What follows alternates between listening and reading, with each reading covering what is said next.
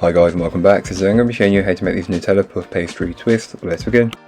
So to get started on the recipe, you'll want to take your pastry. I'm using pre-bought as this just works really well, and if you're working in hospitality you'll know that these are a lifesaver. And just roll it out, making sure it's not frozen or chilled still.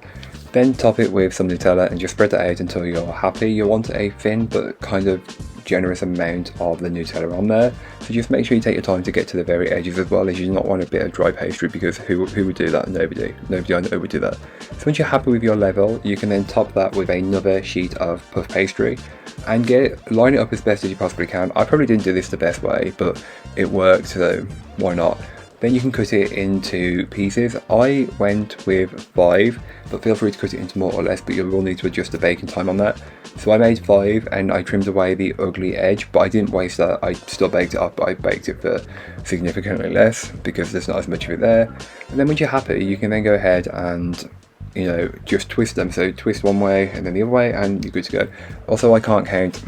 I cut mine into 6, not 5, so don't listen to me, okay? As you can tell, I wasn't happy with that twist, so you twist it twice and then just pinch the ends together and then place onto a baking tray where you can then brush them over with some egg wash, sprinkle over some hazelnuts and then bake them in the oven. These are really quick and easy and work perfectly if you're in a coffee shop or you just want to make a sweet treat but don't have a lot of time. These are perfect and take literally, you can get them done in half an hour, which is great. And who doesn't want a sweet treat now and again?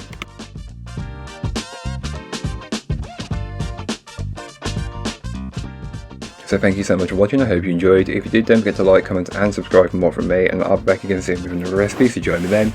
In the meanwhile, don't forget to check out the description, there'll be a link to this recipe, a link to my blog and links to all social medias. But that's all for today, I hope you enjoyed. Bye guys.